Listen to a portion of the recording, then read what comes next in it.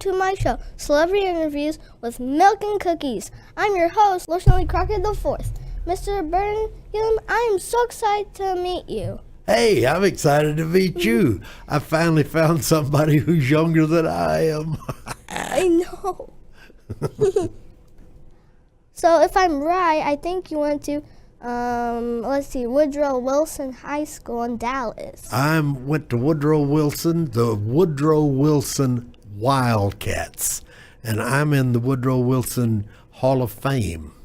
There are only 42 of us in the Hall of Fame, and this year my school is 90 years old. So I go to Hightower Elementary in Plano, Texas. Plano, Texas? Well, I'm in Allen, Texas. Allen, Texas? Yeah, right next to Plano. Mm-mm. And I remember when Plano was a little bitty town. It was not nearly as big as Richardson, Texas, and you know where Richardson is. So, do you do boxing? I did. Yeah, I was a boxer for about 11 years, and I won more Golden Glove championships than anybody in the history of the sport anywhere. I had 217 fights, and I won 201 of them with about 166 knockouts. I got hit real hard and real fast. But the best thing I had going for me was I was scared to death. When you are scared, you can hit hard and you can hit fast. It sounds like that's painful. It is painful. Oh, that's the hardest part of boxing. The name of the game really is to hit the other guy. But every now and then he'll hit you, and I didn't like that. Mm-hmm.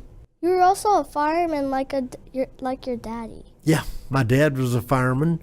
My brother was a fireman. My brother-in-law was a fireman. A nephew was a fireman. My son-in-law was a fireman. There's actually 9 of us in my family, an extended in-law family that have been firemen. I bet your dad was proud. I'll bet you're right about that. He was. I don't think when we were, my brother and I, he's a year older than I am. I don't think our father really intended for us to be firemen, but after we became probably 18 or 19 years old, well, he was real proud to take us down to the chief and say, hey, I got a couple of boys here that make good firemen. Mm-hmm. So when he was 21, he went on the fire department. When I was 21, I went on the fire department. Do you know what time it is? What time is it? It's called the cookie bump before you're done. No. Are you talking about those cookies right there? Yep. Would that be Oreo cookies? Mm-hmm. And that looks like milk to go with it, is it? Let me show you how to do the cookie bump. Okay, show me. So first you grab a cookie.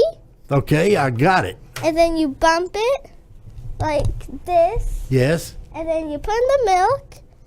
And then you eat it. Ooh. I had no idea. Oh.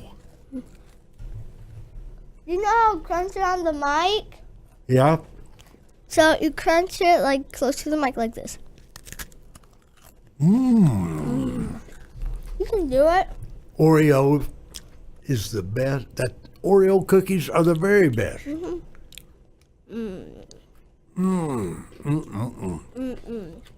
I have a list of movies and TV shows that you've been on here. I've been on, do you know how many I've been on, really? Mm-hmm. It's really amazing. It's amazing. Mm-hmm. For somebody to be an actor and to have done 52 movies and really about almost 200 television shows and 300 commercials, for someone who never thought about being an actor until he was one, I think I've done pretty well, you know. I've been lucky, but I've also had a little talent, and people like you your job is to pull the talent out of me. So go to work. So, how does it feel to be a movie star? It's fun because everywhere I go, people say, "Wow, are you in Blazing Saddles?" Was Burt Reynolds one of your favorite actors Oh, to work with? Burt was the best. Everybody loved him that worked for him. And if you worked for Burt Reynolds one time, he will and did a good job and became his friend, you were in. I mean, you were in the Burt Reynolds mob. You did a movie called Gator with Burt. I did, Vic, yeah. And mine, guess what my name was? What? Smiley. Smiley? My name was Smiley, yeah. Oh boy. And I was a supposed to be a mean guy, but I was a funny mean guy. And because I don't know who a mean guy is. I can't play a real mean guy. It's like this is pretty much the same kind of a character I did in Blazing Saddles. I was one of the what we call heavies, but even though I was a heavy, I've always been able to put smiles on faces. Can we talk about Blazing Saddles? I hate to talk about Blazing Saddles. No, you know what? I talk about Blazing Saddles every day, and I love every time I get to talk about it because it changed my life like that. You even have a shirt of it right there. I've got all kinds of stuff that Mel Brooks sends to me. Caps and shirts and all belts, pants, and everything else, and DVDs. I got a lot of Blazing Saddles stuff. My daddy and I laugh so hard when we watch you eating beans. Watch you eating beans. Oh. Around the campfire. That is, well, I'm the first person in motion picture history to do that. How did it feel to eat beans around the campfire? They tell me that's what they used to do back in the 1860s and 70s, and yeah, they ate a lot of beans, and so that made for Blazing Saddles jokes anyway. So, would you sing a song with me from that movie?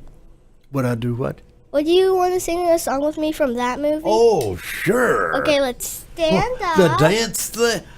Oh, I don't know that I can really do this. Okay. I may have forgotten how to do this. I'm not sure. Ladies. Well, okay, I'll do my very best. The Camptown ladies sing this song. Doo-dah, doo-dah. Camptown racetrack 5 miles long. All the doo-dah day. Why to run all night? Why to run all day? I bet my money on a bobtail dag. Somebody bet on the bay. Hey, you're pretty good at this, aren't you? If they ever remake Blazing Saddles, can I tell them I want you to play the part of Lyle? Okay. All right. Now it's cookie time. It is cookie time, yeah. I heard regular Oreo cookies are your favorite cookie. Oh, they're my favorite cookies by far. Oh, yeah. Okay, now we do Cookie that. bump before you Here done. we go. Uh-oh. Oh, this is going to be good. What were you like when you were my age? What was I like when I was your age? And you're 9. No, I'm 7. no, I'm You're 7. 7. No, I'm 7. Well, at 7, I was, we were graded then in the first couple of years, first 4 or 5 years, back then, 1s and 2s, 3s and 4, 1 being the best. I always made ones and a two every now and then. So I was probably an average student. But later on, long about the time I was 10, I had some problems, and didn't know how to handle them. Took me till I was 19 to figure out how to handle them. Wow, that's 9 years. That's 9 years that I went through a time that was really a hardship for me. But when I found out what the problem was, I got back on the motor scooter and I really went well. Yeah. Wow. Okay, next question. Next question. You got another one for me. How were you when you made your first movie? How old was I? When I made my first movie, I was 34 years old. 34? Yeah. How long was that ago? That would be 30, it'd be 41, 47. I wasn't good in math. 46? I am now 80 years old, so that I was 40, 23, 46. It'd be 46, 47 years ago. Yeah. But I wish I'd become an actor many years before that, 20 years before that. But it just wasn't, it quite happened pretty much almost by accident. So in accidents, you can't plan on accidents. So I guess it happened just about the time the good Lord wanted for it to happen, God always has a plan. Yeah, you got a plan. That is, you'll never say anything that is more right on and true. He's got a plan. What kind of message would you give to all of your fans? A message to, I would say, if there are those fans out there who I might inspire in some kind of way to be an actor, what I would really say is, boy, I want you to be an actor. Study hard to be an actor, but also study hard to have another life if acting does not work out for you. You need to have a rounded education and make sure that you get that rounded education. You're going to need it later on if the acting thing does not work out. It worked out for me, but I do have some other. There are things I know about that if this hadn't worked out, I could have jumped right into them. If you could have a superpower, what would it be? It's a power that I don't have now in my old age. I would like, and it's not a superpower, it's a power that everybody else has. I'd like to be able to hear better than I hear. When you get old, that superpower goes away. And when you've been a boxer and people are hitting you in your ears all the time, that does not help either. I would like to be able to hear better. So what's your favorite Halloween costume of all time? My favorite costume? Halloween costume of all time. Of all time? My Blazing Saddles costume. Yeah. I saw it on the video before. Did you? Yeah. Well, I wear that a lot. I get to travel the country. This past weekend, I was in Austin and San Antonio. Weekend before last, I was in New Jersey, New York, and Connecticut for 4 shows there. But that's what I like, and each one of those shows, I put on my Blazing Saddles outfit. And it's hard to do, believe it or not, when you put on chaps and boots and riding pants and Western shirt, and you got to put on a vest. It takes a while to get all that stuff on. The hat is the last thing it hits the head, but it takes me about 25 minutes to get it just right. I can put it on a lot quicker, but I need to have it just right. The knot tied for the neckerchief right there. I want it right. I think you look great. Do you still get to talk to Mel Brooks? I do all the time. Yeah. I've talked to him about 2.5 weeks ago. Yeah. Yeah. He'll just call up and say, "Hey, how you doing?" And I know where he is.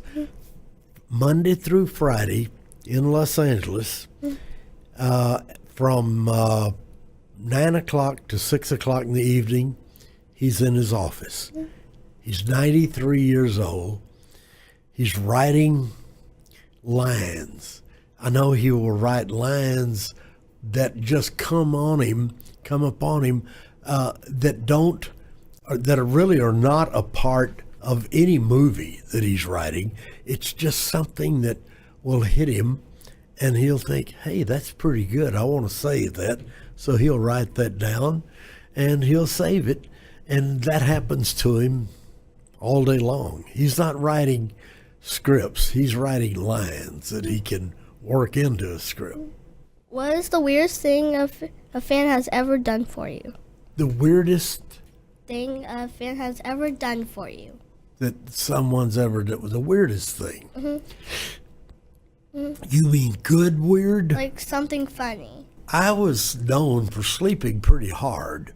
So one time early in the morning, about 7 o'clock, all the firemen in my firehouse got real quiet, and I was asleep, and they took my bed, and it's on rollers, and they rolled it out of the fire station onto the main street at 3525 Valley View Lane in Farmers Branch, and set that thing right next to the street, and that was a main thoroughfare. Cars just coming by there by the hundreds at 7 o'clock in the morning. Finally, some guy honked his horn, and I jumped up and I looked, and the fireman had already gone back in the fire station. I jumped up. I didn't have my bunker boots or anything. I just had my underwear, and I ran back in the fire station. They thought that was funny. Would you do something for me? Let's see. Yes. Look at that camera right in front of you. Oh, that one right there. And can you tell us? And can you name a celebrity you want to come on my show? I got him right here. Do you know who Cliff Harris is? I've heard of him. Cliff Harris is in the Cowboy Ring of Honor.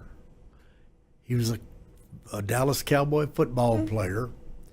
He was a defensive back, and you would love to have Cliff Harris here because he is a lot like me. He likes to have fun with people, and he likes to it's okay if the joke is on him. That's fine. He can feed off of that. He loves that. Yeah. Cliff Harris. We have a Charlie Cliff Water. Harris, I want you to come be on this show. Yeah. Yes. No, it's not going to make you rich. You're already rich, pal. Yeah. Mr. Burton Gilliam, it was such an honor to meet you. Thank you for coming on my show. Thank you for having me. Boy, what a pleasure. And I am the first, right?